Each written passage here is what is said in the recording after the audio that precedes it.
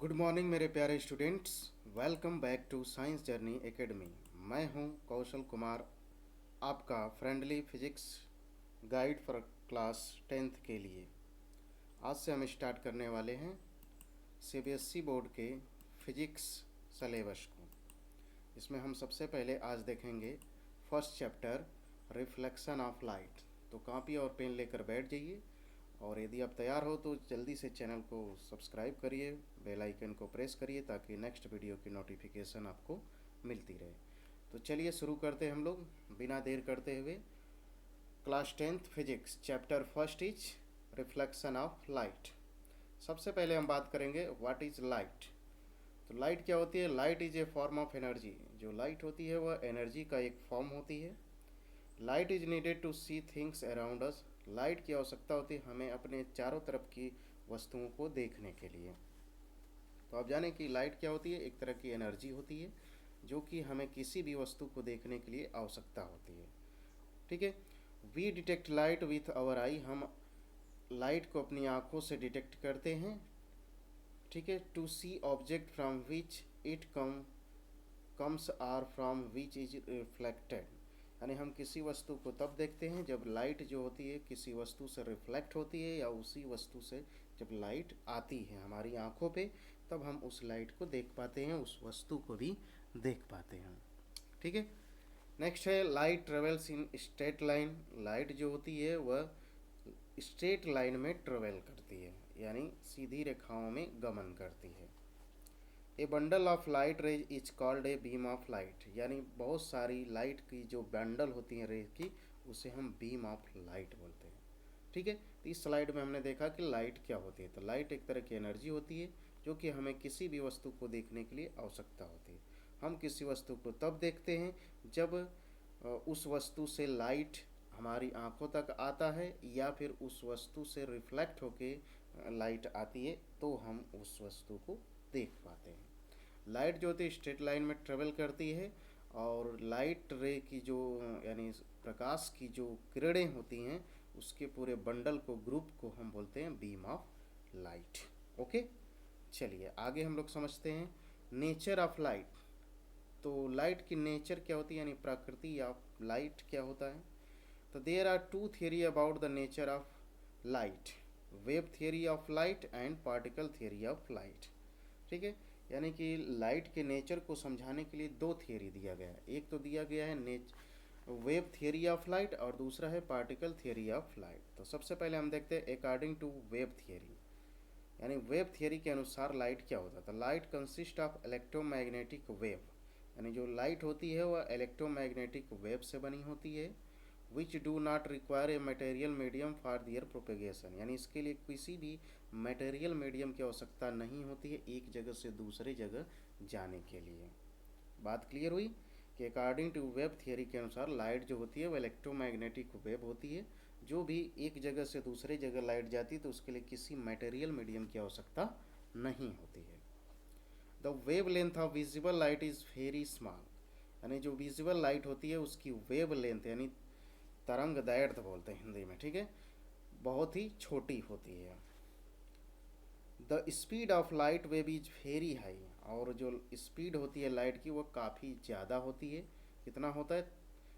3 गुणे यानी 3 × 10⁻8 मीटर पर सेकेंड। ठीक है। यानी 3 × 10⁸ मीटर पर सेकेंड, यानी 3 लाख किलोमीटर प्रति सेकेंड। यानी 1 सेकेंड में 3 लाख किलोमीटर दूर जाएगी लाइट। ठीक है। तो ये हो गया नेचर ऑफ लाइट किसके अनुसार? अकॉर्डिंग टू वेव थियरी के अनुसार। ठीक है। नेक्स्ट स्लाइड में देखते हैं। फॉर एग्जांपल इसका हम देख लेते हैं। The phenomena of reflection, refraction, diffraction, interference, polarisation of light can only be explained if light is consider to be of wave nature. यानी कि ये सब इसके एग्जाम्पल है। रिफ्लेक्शन से हम जान सकते हैं कि ये इसका नेचर क्या है, वेव की तरह। रिफ्रैक्शन, डिफ्रैक्शन, इंटरफेरेंस, पोलराइजेशन, इनसे हम जान पाएंगे कि जो लाइट की नेचर होती है वो कैसा होता है, वेव की तरह होता है, तरंग की तरह। दूसरा होता है अकॉर्डिंग टू पार्टिकल थियरी, यानी पार्टिकल की तरह बिहेवियर करता है लाइट। इसके अनुसार हम देखते हैं light is composed of particle, यानी कि जो लाइट होती है वह पार्टिकल से बनी होती है। विच ट्रेवल इन स्ट्रेट लाइन, यहाँ स्ट्रेट रहेगा, ठीक है, ये सीधी लाइन में गमन करती है या मूव करती है। एट वेरी हाई स्पीड, बहुत ही तेज गति से। The elementary particle that define light is the photon, यानी जो लाइट की जो एकदम सबसे छोटा पार्टिकल्स होता है उसे हम बोलते हैं फोटॉन, एलिमेंट्री पार्टिकल, ठीक है। तो ये हो गया हमारा लाइट का nature according to wave theory और according to particle theory. Okay, next है इसका एग्जांपल हम देख लेते हैं। पार्टिकल थियरी के अनुसार the phenomena of casting of shadow, यानी शैडो के आधार पे हम कह सकते हैं कि जो लाइट होती है वह पार्टिकल्स की तरह बिहेवियर करती है, ठीक है। फोटो इलेक्ट्रिक इफेक्ट है। नेक्स्ट है light has a double nature, light exhibits the property of both wave and particle, यानी जो होती है कि लाइट की जो नेचर होती है डबल नेचर होती है, यानी दोहरा नेचर, जो कि एक वेव की तरह भी बिहेवियर करती है और पार्टिकल्स की तरह भी बिहेवियर करती है, ठीक है। तो यहाँ से क्लियर हुआ कि लाइट क्या होती है, तो हमने देखा उसका डिफिनीसन और उसकी प्रॉपर्टीज़ को देखे, नेचर के बारे में देखे, ठीक है। नेक्स्ट हम हेडिंग लगाएंगे आप लोग ऑब्जेक्ट्स। ऑब्जेक्ट क्या होता है? The object like the sun, other stars, electric bulb, tube light, torch, candle and fire etc which emit the own light are called luminous object. अब देखिए इसमें ऑब्जेक्ट दो तरह का होता है, एक ल्यूमिनस ऑब्जेक्ट होता है और एक नॉन ल्यूमिनस ऑब्जेक्ट होता है। ल्यूमिनस ऑब्जेक्ट वह होता है जो अपना लाइट इमिट करता है, यानी कोई भी थिंग्स है जो लाइट इमिट करता है, उत्सर्जित करता है, निकालता है, उसे हम बोलते हैं ल्यूमिनस ऑब्जेक्ट। और नॉन ल्यूमिनस किसे कहेंगे?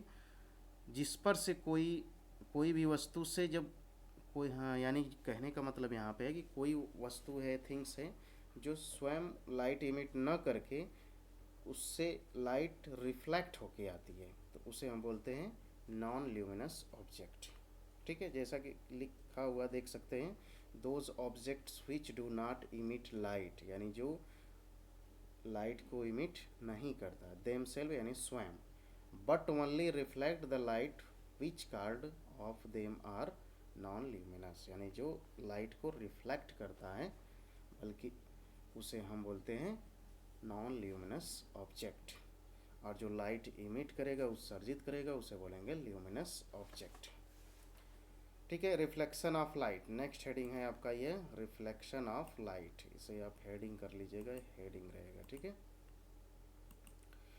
देखिए the process of sending back the light रे विच fall on the surface of an object is called reflection of light, यानी कि वह प्रक्रिया जिसमें कोई किरण या रे बोलिए इंग्लिश में, ठीक है, रे जो होती किसी प्लेन सरफेस से रिफ्लेक्ट होके वापस उसी मीडियम में जाती है, तो उसे हम बोलते हैं रिफ्लेक्शन ऑफ लाइट, ठीक है। यानी जब कोई लाइट रे किसी प्लेन सरफेस से स्ट्राइक करती है, ठीक है, स्ट्राइक करने के बाद रिफ्लेक्ट हो जाती है, यानी उसी माध्यम में, मीडियम में वापस लौट जाती है, तो उसे हम बोलते हैं रिफ्लेक्शन ऑफ लाइट, ठीक है। नेक्स्ट है the objects having polished shining surface reflect more light than object having unpolished dull surface, यानी कहने का मतलब है कि जो पॉलिश और शाइनिंग सरफेस होगा वह लाइट को रिफ्लेक्ट ज़्यादा करेगा, जबकि जो डल सरफेस होगा या अनपॉलिश्ड होगा वह लाइट को कम रिफ्लेक्ट करेगा, okay. Silver metal is one of the best reflector of light, जो सिल्वर मेटल होता है वो बेस्ट रिफ्लेक्टर होता है लाइट की, ठीक है। बात क्लियर हुई? कोई प्रॉब्लम? समझिए ऑब्जेक्ट कौन, ल्यूमिनस और नॉन ल्यूमिनस। ल्यूमिनस क्या होता है? जो ऑब्जेक्ट लाइट इमिट करता है। नॉन ल्यूमिनस जो ऑब्जेक्ट लाइट को रिफ्लेक्ट करता है, ठीक है। चलिए आगे हम लोग देखते हैं, ये तो देख ही लिए हैं। चलिए आगे हम लोग देखते हैं reflection of light from plane surface या प्लेन मिरर, यानी लाइट का रिफ्लेक्शन होगा प्लेन मिरर से या प्लेन सरफेस से, तो इसे समझिए क्या होता है। द रे of light which fall on the mirror surface is called the incident रे। यहाँ इज नहीं रहेगा, इज रहेगा। यानी कि जो लाइट की रे होती है वो किसी प्लेन सरफेस पे टकराती है या गिरती है, फॉल्स मतलब गिरती है, उसे हम बोलते हैं इंसिडेंट रे। जैसे कि यहाँ से देखिए, आप यहाँ पे देख रहे हैं माउस पॉइंटर, ये रे क्या हो रही है, इस प्लेन सरफेस पे आके गिर रही है, यानी फॉल कर रही है, स्ट्राइक कर रही है, तो इसे हम बोलेंगे इंसिडेंट रे। दूसरा, the point eight which the incident रे falls on the mirror is called point of incident. यानी जिस पॉइंट पे इंसिडेंट रे आके गिरती है उस पॉइंट को हम बोलते हैं पॉइंट ऑफ इंसिडेंस। ठीक है, ये वाला। नेक्स्ट है, द रे of light which is centre back by the mirror is called reflected ray. यानी जो रे प्लेन मिरर से वापस रिफ्लेक्ट होती है उसे हम बोलते हैं रिफ्लेक्टेड रे। ठीक है, हिंदी में बोलते हैं इसे परावर्तित। देखिए ये जो रे है वह आके प्लेन मिरर पे क्या कर रही है, फॉल कर रही है। ठीक है, फॉल करने के बाद वह गो बैक हो जा रही है, जो ये लाइट, उसे बोलते हैं रिफ्लेक्टेड रे। ठीक है, ओके, आगे देखते हैं हम लोग। The normal is a line, यानी जो लाइन नॉर्मल लाइन होती है at the right angle to the mirror surface at the point of incident. यानी कि जो ये लाइन आपको दिखाई दे रहा है राइट एंगल पे, यानी 90 अंश के कोण पे, ये लाइट जो कि प्लेन मिरर से बनाती हुई, यहाँ से आप देखेंगे इसका एंगल तो 90 डिग्री होगा, यहाँ से देखेंगे तो ये जो रे होती है उसे हम बोलते हैं नॉर्मल रे, जो वर्टिकल लाइन सीधी सीधी आपको दिखाई दे रही है। ठीक है, नेक्स्ट है द एंगल ऑफ इंसिडेंस। यानी कि angle of incidence is the angle made by the incident रे विथ द नॉर्मल। ठीक है, यानी जो एंगल ऑफ इंसिडेंस होता है, ये देख लीजिए। अब देखिए ये जो है नॉर्मल लाइन, ये सीधा वाला, और ये इंसिडेंट्स रे है, इसके बीच का जो एंगल है उसे हम बोलते हैं एंगल ऑफ इंसिडेंस। ठीक, तो इसी के बारे में ये कह रहा है। ठीक है, द आगे है the angle of reflection. The angle of reflection is the angle made by the reflected रे with the normal at the point of incidence. यानी कि जो आपका ये प्लेन सरफेस दिखाई दे रहा है, इस पर ये नॉर्मल लाइन है और जो रिफ्लेक्टेड लाइन है, ठीक है, इनके बीच का जो एंगल होता है, जो नॉर्मल लाइन से और रिफ्लेक्टेड लाइन से बनता है एंगल, उसे हम बोलते हैं एंगल ऑफ रिफ्लेक्शन। इसे हम आई से दर्शाते हैं, एंगल ऑफ इंसिडेंस को आई से, और एंगल ऑफ रिफ्लेक्शन को दर्शाते हैं आर से, इंडिकेट करते हैं। ओके, चलिए नेक्स्ट है laws of reflection of light. यानी रिफ्लेक्शन ऑफ लाइट के नियम क्या होते हैं। ठीक है, तो फर्स्ट लॉ ऑफ रिफ्लेक्शन यानी पहला जो नियम है वह क्या कहता है कि द इंसिडेंट रे, ठीक है, comma the reflected ray, find the normal, ठीक है, all lie in the same plane. यानी कहने का मतलब यहाँ पर है कि जो इंसिडेंट रे है, रिफ्लेक्टेड रे है और नॉर्मल लाइन जो है, ठीक है, ये सब एक ही प्लेन में लाई होते हैं, स्थित होते हैं। ठीक है, दूसरा कह रहा है second law of reflection, the angle of reflection is always equal to the angle of incidence. यानी जो रिफ्लेक्शन एंगल ऑफ रिफ्लेक्शन होता है वह बराबर होता है एंगल ऑफ इंसिडेंस के, यानी I equal to are, angle आई, ठीक, इक्वल टू आर। ठीक है, यानी आप देखिए ये वाला, ये जो एंगल है वह इस एंगल के हमेशा बराबर होगा। ठीक है, ये बात याद रखना। चलिए हम लोग देखते हैं आगे रेगुलर रिफ्लेक्शन क्या होता है। रेगुलर रिफ्लेक्शन का मतलब होता है जब लाइट रेज जो होती है किसी प्लेन सरफेस पे स्ट्राइक करती हैं, फॉल करती हैं, तो पैरेलल रिफ्लेक्ट भी हो जाती हैं। ठीक है, पैरेलल, जैसे ये पैरेलल आ रही हैं लाइट, ठीक, तो ये पैरेलल रिफ्लेक्ट भी हो रही हैं, तो उसी को बोलते हैं रेगुलर। और दूसरा आता है इसमें डिफ्यूज्ड रिफ्लेक्शन ऑफ लाइट।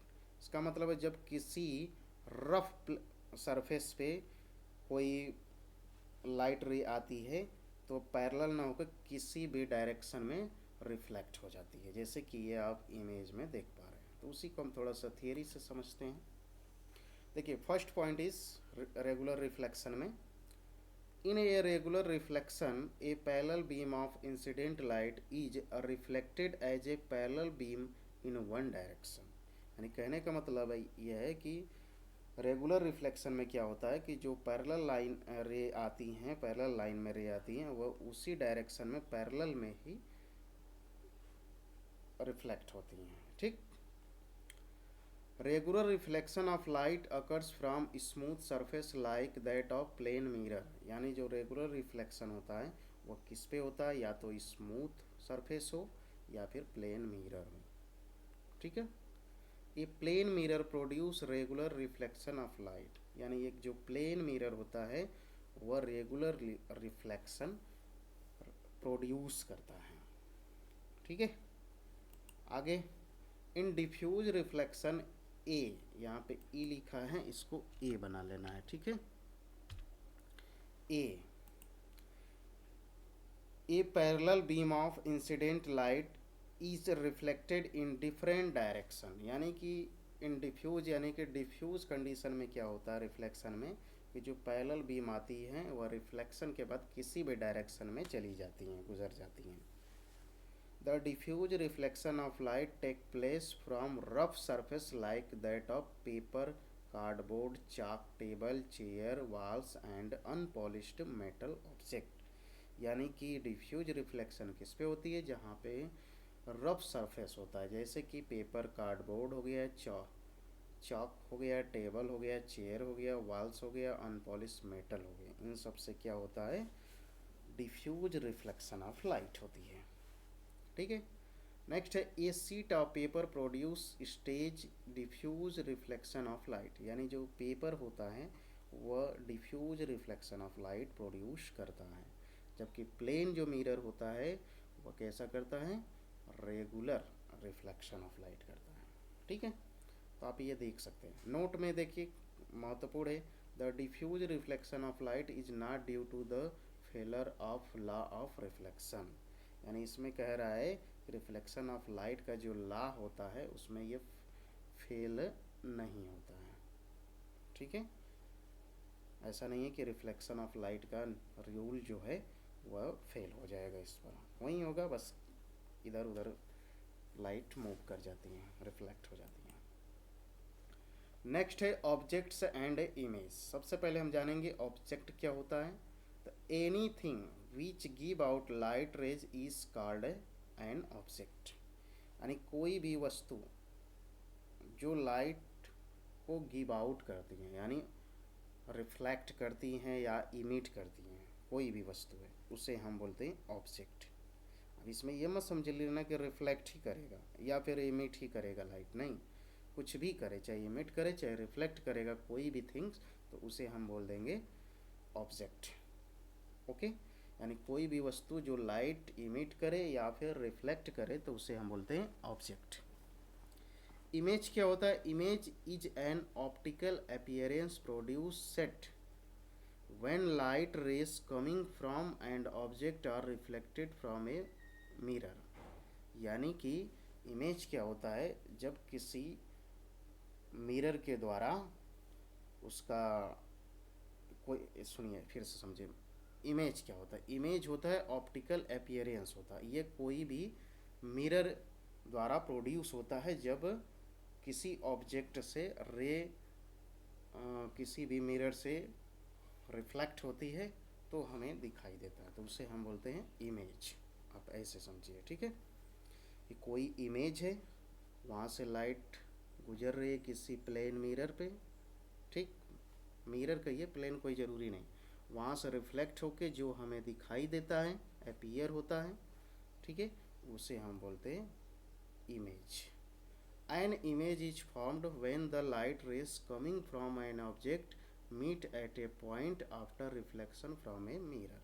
यानी वहीं जो पहले हमने यहाँ बता दिया कि किसी भी इमेज के कब बनता है कि जब कोई वस्तु होती है उससे लाइट क्या होती है किसी मिरर पे आती है और मिरर से टकरा करके वापस रिफ्लेक्ट होके आती है हमारी आंखों पे, तो हमें जो दिखाई देता है उसी को बोलते हैं इमेज। ठीक है, चलिए रियल इमेज क्या होता है, वर्चुअल इमेज क्या होता है। तो रियल का मतलब समझ ही रहे हैं, रियल होता है, ठीक। वर्चुअल मतलब काल्पनिक होता है। देखिए रियल इमेज क्या होता है, the image which can be obtain on screen is called real image. ठीक है, तो जिस इमेज को हम स्क्रीन पर ले सकते हैं, ठीक है, ऑब्टेन कर सकते हैं, उसे हम बोलते हैं रियल इमेज।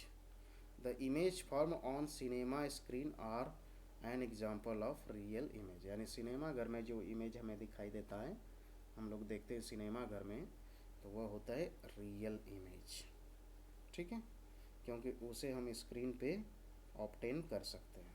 वर्चुअल इमेज क्या होता है, the image which can not B obtain on screen is called a virtual image.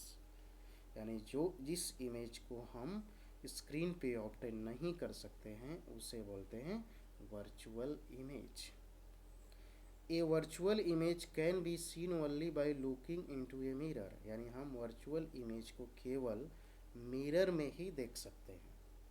ठीक है, उसे हम किसी स्क्रीन, डेस्कटॉप वगैरह, कंप्यूटर, टीवी वगैरह पर नहीं देख सकते हैं। ठीक है, जो टीवी वगैरह पर हम देखते हैं वह रियल इमेज होता है। ठीक है, और जो हम आईने में देखते हैं, मिरर में देखते हैं, दर्पण में देखते हैं, उसे वर्चुअल इमेज कहते हैं। The image of a word face in a plane mirror is an example of virtual image. यानी कहने का मतलब यह है कि जो हम मिरर में अपना फेस देखते हैं तो वह क्या होता है, वर्चुअल इमेज होता है।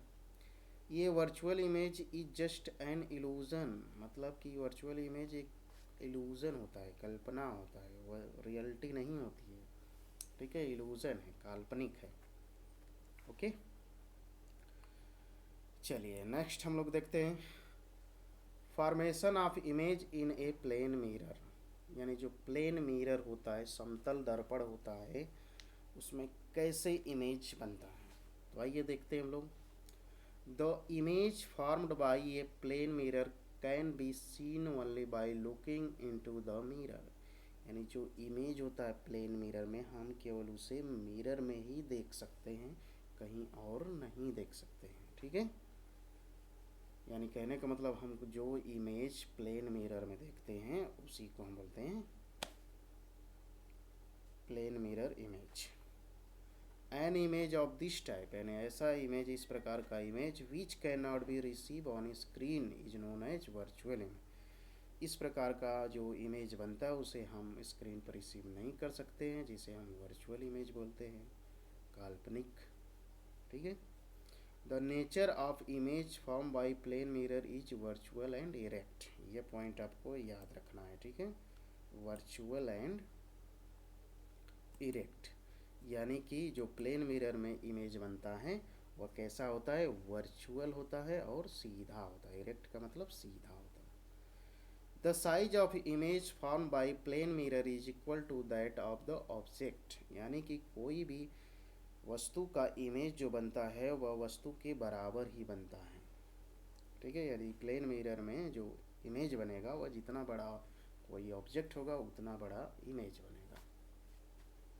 नेक्स्ट है the image form in plane mirror is at the same distance behind the mirror as the object is in the front of mirror.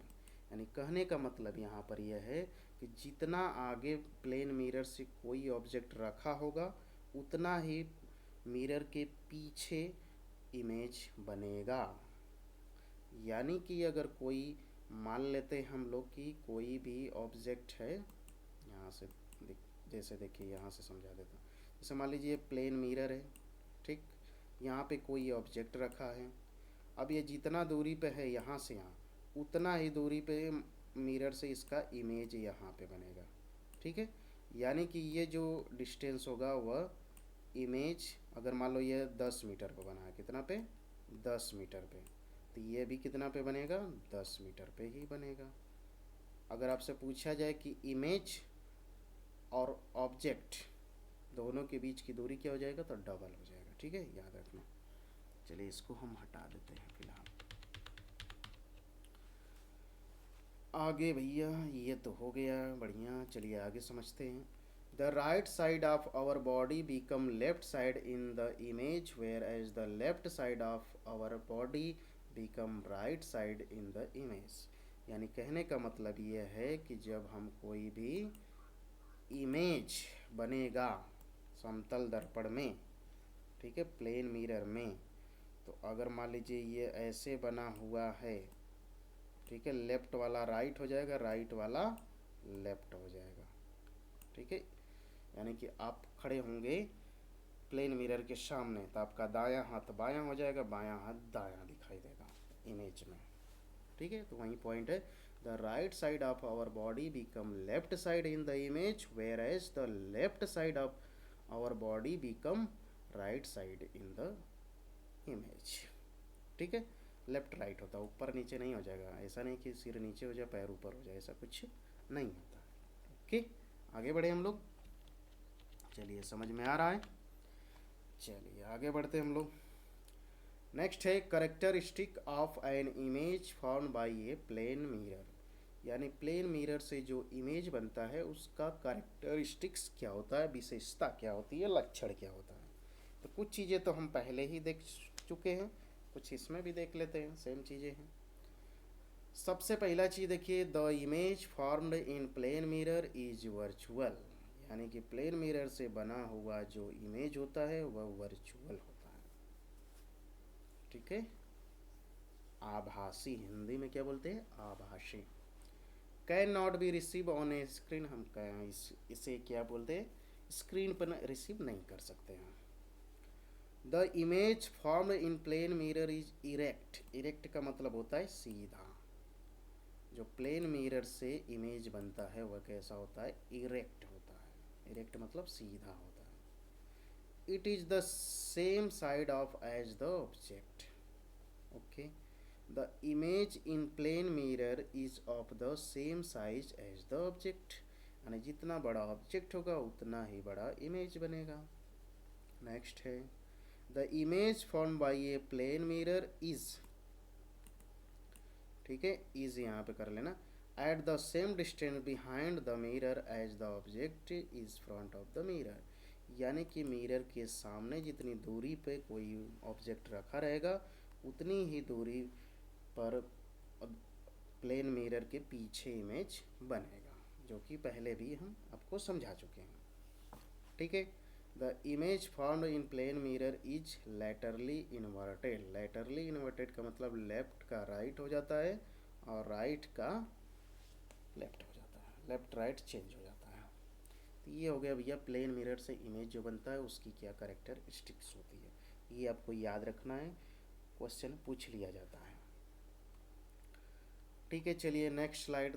Video तो काफ़ी बड़ा है पर इस वीडियो को हम पूरे चैप्टर ख़त्म हो जाएगा तभी समाप्त करेंगे। ठीक है, आइए देखते हैं uses of plane mirror. Plane mirror के यूज़ क्या हैं। तो देखिए, plane mirror are use to see them self, यानी स्वयं को देखने के लिए यूज होता है। The mirror on our dressing table and bathroom are plane mirror. यानी ड्रेसिंग रूम में ड्रेसिंग टेबल पर जो यूज करते हैं मिरर वह प्लेन मिरर होता है, बाथरूम वगैरह में यूज होता है प्लेन मिरर। ठीक है, plane mirror are fixed on the inside wall of certain shop. Shop पे देखेंगे बहुत सारे मिरर लगे होते हैं, फिक्स होते हैं साइड में। ठीक है, फिर plane mirror are fitted at blind turn. जो ब्लाइंड टर्न बहुत ज़्यादा यू टर्न वाले रास्ते होते हैं, जैसे इस तरह के कोई रास्ता होगा, जैसे मान लीजिए कि ऐसे रास्ता गया और ऐसे घूम गया, तो अब इधर से जाने वाले को तो दिखाई नहीं देगा, तो यहाँ पर प्लेन मिरर यदि लगा दिया जाए एंगल पे ऐसे इस तरह से, तो इधर से जाने वाला इधर वाले को देख लेगा, इधर से जाने वाला इधर वाले को देख लेगा, तो यहाँ पे यूज होता है। ठीक है, फिर इसका यूज होता है पेरिस्कोप बनाने में यूज होता है प्लेन मिरर का। ठीक है बच्चों, आगे चलते हैं, इसमें कुछ नहीं है। तो ये हो गया प्लेन मिरर का काम ख़त्म। यानी चैप्टर का, ठीक है। ये सारे आपको स्लाइड हमने दिखाया पूरा बाकायदे। अब चलिए हम लोग क्वेश्चन कुछ कर लेते हैं। देखिए फर्स्ट क्वेश्चन है, मल्टीपल चॉइस क्वेश्चन है। The angle of reflection is to the angle of incidence. क्या होता है भैया? इक्वल किसके बराबर हमने आपको बताया था इसे, याद आ पढ़ रहा है कि नहीं पढ़ रहा है? क्वेश्चन करिए। देखिए ऐसे बताए थे, ऐसे एक सरफेस है, उस पर एक रे आई ऐसे गई और यहाँ पे एक नॉर्मल लाइन होती है। थोड़ा सा बनाने में 1 मिनट फिर सही से बना देते हैं, 1 मिनट, ठीक। अब इसको हम ऐसे खींच देते हैं, ठीक। तो ये वाली लाइन है नॉर्मल लाइन और इंसिडेंट लाइन के बीच में एक एंगल बनता है, एक ये बनता है। ये दोनों हमेशा क्या होते हैं? इक्वल होते हैं। इसमें ऑप्शन कौन सा सही होगा? ए वाला, ऑलवेज। ऑलवेज क्या होता है? The angle of reflection is equal to the angle of incidence, ठीक है। चलिए अब हम लोग आगे चलते हैं। 1 मिनट कहाँ से पहुँच गए? चलिए ठीक। नेक्स्ट क्वेश्चन है, the angle between an incident ray and the plane mirror is 30 degree. The total angle between the incident ray find a reflected ray will be. अब इसे भैया कैलकुलेशन करना होगा। कह रहा है the angle between an incident ray and plane mirror, यानी कि आप समझिए ऐसे, ये मान लीजिए कोई प्लेन मिरर है, इंसिडेंट रे आ रही है, ठीक। तो इसके बीच का, इंसिडेंट और प्लेन मिरर के बीच में कितने डिग्री का कोण बन रहा है? 30 डिग्री का एंगल बन रहा है। यहाँ पे मैं 30 लिख दे रहा हूँ, ठीक। फिर ये क्या हो रहा है? रिफ्लेक्ट हो जाएगा किसी भी एंगल पे, अभी हमें मालूम नहीं है। ये आपकी नॉर्मल लाइन हो जाएगी, ठीक है। Degree, the total angle between the incident ray find a reflected ray will be, यानी कि ये वाला एंगल कितना होगा, यहाँ से यहाँ तक कितना होगा, ठीक है। तो अब देखिए ये 30 हो गया, तो ये हो गया 60। कितना हो जाएगा भैया? 60, क्योंकि 90 है। The angle between an incident ray and the plane mirror is 30 degree. The total angle between the incident ray and, ये फाइंड लिख दिया गया, and a reflected ray will be, यानी कि इसके और इसके बीच में कितना कोण होगा। तो ये 60 हो गया, तो ये भी 60 हो जाएगा, ठीक है। और टोटल एंगल पूछेगा तो, अच्छा 1 मिनट रुक जाइए भैया, हाँ सही तो है, 1 मिनट। ये 30 हो गई है, तो एंगल किसके बीच में? Incident ray and reflected ray. ये तो incident ray and reflected ray यही होना चाहिए, ठीक है। ये वाला कोण इतना हो जाएगा, इधर भी आपका 30 हो जाएगा। चलिए तो यानी सही कौन सा हो जाएगा? 120 वाला। एक बार फिर से पढ़ लीजिए, द एंगल इतना तो दिया है, the total angle between the incident रे और रिफ्लेक्टेड रे, तो ये वाला पूछ रहा है, ठीक है। तो 120 हो जाएगा। चलिए सही है। आगे हम लोग देखते हैं, a ray of light is incident on a plane mirror making an angle of 90 degree with the mirror surface. The angle of reflection for this ray of light क्या हो जाएगा? रिफ्लेक्शन फॉर दिस रे क्या हो जाएगा? यानी कहने का मतलब यहाँ पर ये है कि जो ये एक रे आ रही है, रे मतलब लाइट, वो प्लेन मिरर से 90 एंगल पे आ रही है। तो भैया 90 पे आएगा तो 90 पर रिफ्लेक्ट भी हो जाएगा, ठीक है। ये ध्यान दीजिएगा, भले ही बनाने में मेरे ये हो गया, लेकिन वो 90 यानी 0 डिग्री का इनके बीच में डिफरेंस होगा, ठीक है। The image of object form by a plane mirror is क्या होता है भैया? तो वर्चुअल होता है, हमेशा याद रखना, ठीक है। नेक्स्ट है the image form by a plane mirror is, तो प्लेन मिरर से कैसा इमेज बनता है? वर्चुअल बनता है। Behind the mirror and in lower, गलत है, बड़ा तो बनेगा नहीं। Virtual behind the mirror and same size of the object, यही वाला सही हो जाएगा, ठीक है। वर्चुअल ही बनता है, बाकी ये रियल लिखा हुआ है तो रियल तो बनता नहीं है प्लेन मिरर से। चलिए ये क्वेश्चन आपके लिए है, question based on high order thinking skill. अब देखिए इसमें कुछ है नहीं, कह रहा है कि ए मैन स्टैंड 10 मीटर, ठीक है, in front of a large plane mirror. यानी कहने का मतलब यहाँ पर देखिए समझिए क्वेश्चन को, कह रहा कि एक व्यक्ति है, वो प्लेन मिरर से 10 मीटर की दूरी पर स्थित है, खड़ा है। वह कितना और चले कि वह मिरर से मिरर, अच्छा हाँ, देखिए, how far must be walk before he is 5 metre away from his image, यानी यह इधर जो इमेज बनेगा, तो इमेज तो बनेगा भी 10 है पर, तो अब इसके कितना आगे चले कि इसके इमेज और उस ऑब्जेक्ट के बीच में, यानी जो मैन खड़ा है उसके बीच की दूरी कितना हो जाए, 5 मीटर हो जाए। तो देखो क्या होगा, ये 10 पे है तो ये भी 10 पे है, यानी दोनों के बीच की टोटल दूरी 20 है। अगर मान लो ये 5 आया तो ये भी 5 यहाँ तक आ जाएगा, तो 10 हो गया। ये 2.5 आ जाए और ये भी 2.5 आ जाए, तब इधर से ये पूरी दूरी कितना हो जाएगा, 5 मीटर। ठीक है, कैलकुलेशन कर लेना, बाकी ये दूसरा क्वेश्चन खुद करना, ट्राई करना। चलिए, तो इस वीडियो में बस इतना ही। क्लास में अंत तक बने रहने के लिए आप सभी का बहुत बहुत धन्यवाद।